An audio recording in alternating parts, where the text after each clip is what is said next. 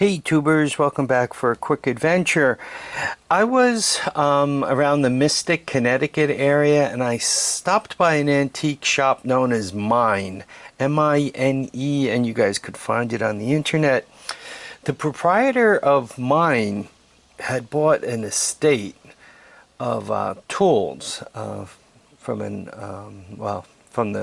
older gentleman's family. I guess the older gentleman had passed on.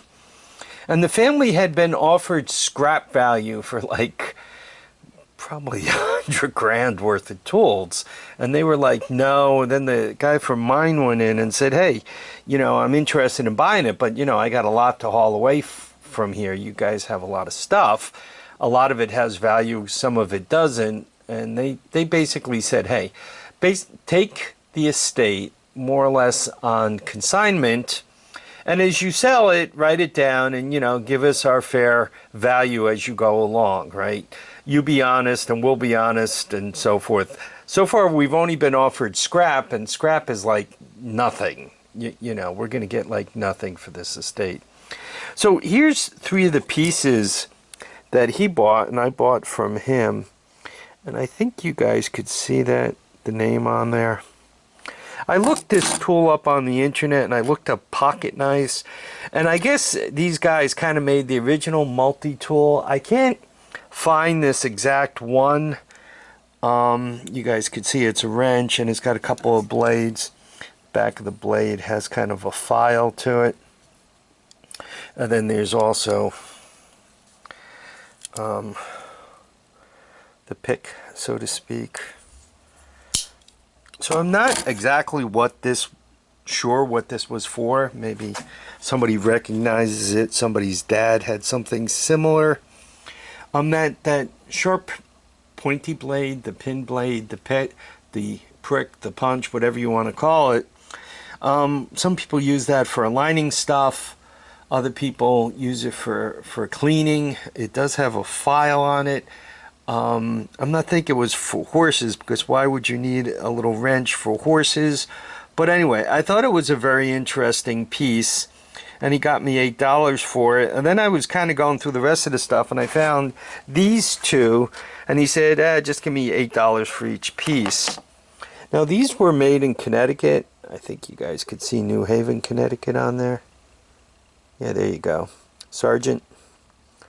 As we went through New Haven on our way there, and there was, sure enough, a building that said Sargent on it. So I don't know if Sargent now has all their stuff imported, or maybe they don't even deal in hand tools. But as you notice, the blades move in parallel. It's a needle nose. The last time I saw tools like this, they belonged to an estate where the person who owned them was a dentist who did braces, and so he used these tools on braces, which would make sense, right? The wires are really small and you gotta kind of reach into somebody's mouth and all. I thought these would be good to have because, once again, you see how the blades move in parallel rather than at an angle as normal needle nose work.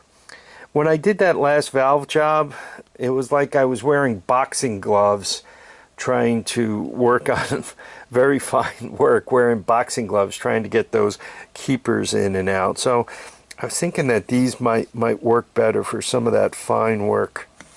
And this is the bigger version, right? Made in USA, New Haven, Connecticut.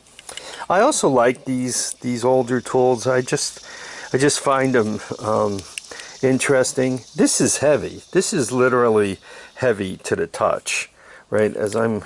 But you can see it has a cutter there, parallel, double, and as you squeeze it, you can feel that. I'm going to use the word torque. You can feel that it really crushes well. Same with this. This does not have any kind of wire cutter, though it does kind of have that notch in there that might be for stripping wires, perhaps. I don't know. I plan on using it as needle nose. So the latest additions. And I thought it was interesting. According to the guy from mine, the antique store, there was literally like tons of this stuff. Just a unbelievable amount. The guy had we used to call them machinist toolboxes. You know, those multi-drawer cabinets like this, but they're made out of wood. Well, the wood his were made out of was mahogany, right? It wasn't just, you know, drawers put together from small pieces of pine or birch or whatever. His cabinets were made out of mahogany, and they were absolutely beautiful. From what I was told, I asked if he was machinist, and the answer came back yes, and he worked on a lot of very fine assemblies. And I said, oh, was he a clockmaker? Yeah, but that doesn't describe him fully. He like worked on all kinds of fine instrumentation. And if you all are familiar with Connecticut, and you go back, you know, 80 years ago, 90 years ago, he could have had some kind of function in the aviation business, making some of the gauges and bomb sights and all that go on airplanes, perhaps, or some of the precision instruments go back to the day, huh? So there we are. I thought they were really great pieces. I thought they were unique, and I figured I would show them to you guys and tell you that, you know, about stopping at the antique store. I wasn't really thrilled about it, but I had stopped there years before and found some interesting stuff, and the wife wanted to stop there, so I said, oh, what the heck, even though I don't get much there, let me take a look. And then I walked out of there with a story of an interesting gentleman and some of his tools, so I thought it was cool. All his stuff seemed to be used but not abused. Like you can see, the chrome's worn off of there, and there is a little torquing on the needled edge of the pliers, but not abused, not all beat up on. So I think that's cool too. Anyway, I want to thank everybody for dropping by to watch and comment and subscribe. Please remember to keep your feet down, your heads up, and get out and enjoy each and every day. Bye now.